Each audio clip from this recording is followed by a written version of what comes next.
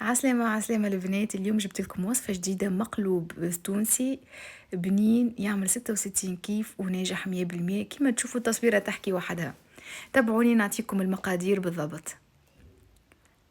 أول حاجة عملناها، خذينا نفس الكيس باش نقيسوا بيه كل شيء. يلزم يكون نفس الكبر متاع الكيس. كيس ماء دافي يلزم يكون دافي مش سخون، دافي. وكيس حليب دافي. انا حطيت 1.5 خميرة متاع خبز، خاطر هذيك فيها 7 غرامات وانا حاجتي ب10 غرامات. ما وريتش النص كي حطيته، اما حطيت 1.5. مغرفة سكر صغيرة. نحركوهم ونزيدوهم كيس فرينة وكيس سميد.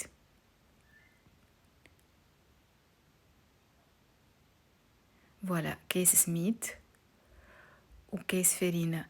كان تلاحظوا باش تقعد الخليط متاعنا باش يقعد جيري، معناتها مش باش يبدا بات من الاول. هذاك علاش هي السر غاديك باش يتفاعل.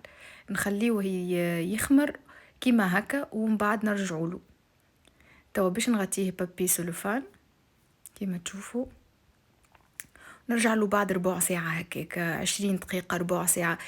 تو نوريكم كيفاش يلزم يكون. يلزم الخميرة بالحق تطلع، يعني يلزم يتفاعل الخليط هذاك باش نجمو نكملو.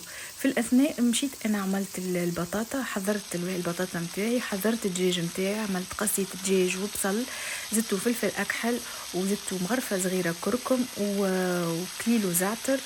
وفي الاخر بكل حطيتلو شوية ملح. رجعت للخليط متاعي كيما تشوفوا. توا باش نحي البابي سلوفان باش تشوفوا كيفاش عامل فقاعات كيما هكاكا، معناتها راهو خمر. توا في المرحله هذه باش نزيدو 2 كيسان فرينه ونعجنوه.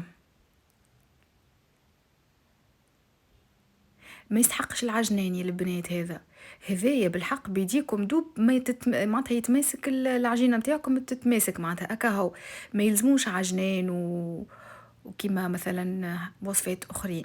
نزيدوه 2 مغارف زيت زيتونه كيما تشوفوا ونزيدو نعجنوه. توا باش نخليوه جوست ميم با 5 دقايق على شيرة يركح شوية. وتوا نحطو شوية سميد فوق فوق وين باش نخدمو، سامحوني. شفتوها العجينة تقعد تتلصق، هذيك السر متاعها. نحلوها بالقلقال في الكبر اللي نتوما تحبوه. انا هو مستحب يكون في دورة البيتزا هكاك، يجيكم ساندويتش بالحق باهي معناتها كبير وكل شيء.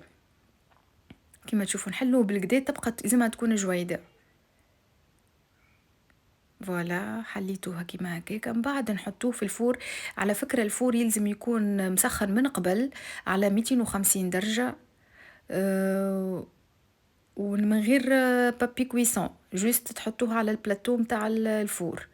كيما تشوفوا انا تو باش نهزو نحطوه على البلاتو متاع الفور متاعي.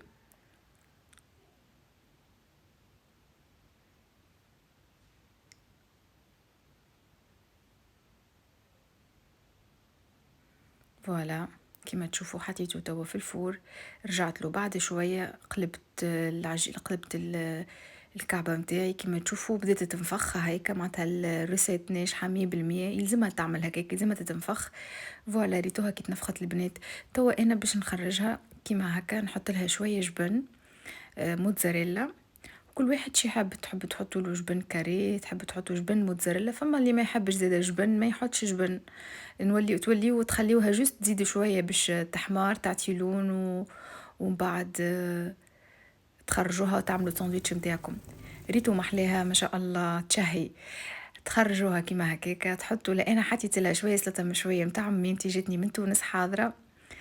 وحطيت لها شويه سلطه خضراء تونسيه، سلطه تونسيه حضرتها انا قبل ما نبدا نحضر في الوصفه متاعي.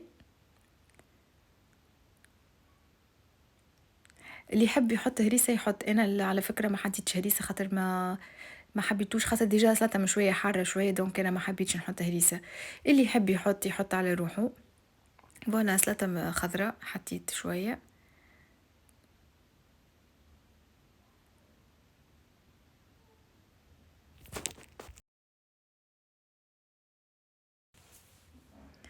توا حطيت سكالوب متاعي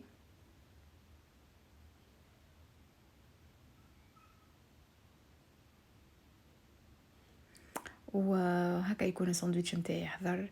تحبوا تزيدوه سلطة خضراء، تحبوا معناتها خس ولا اي حاجة، انتم عندكم حرية الاختيار. فوالا هذا ساندويتش ما شاء الله بنة عالمية، يا البنات جربوه ماكمش باش تندموا. باي باي بسلامة.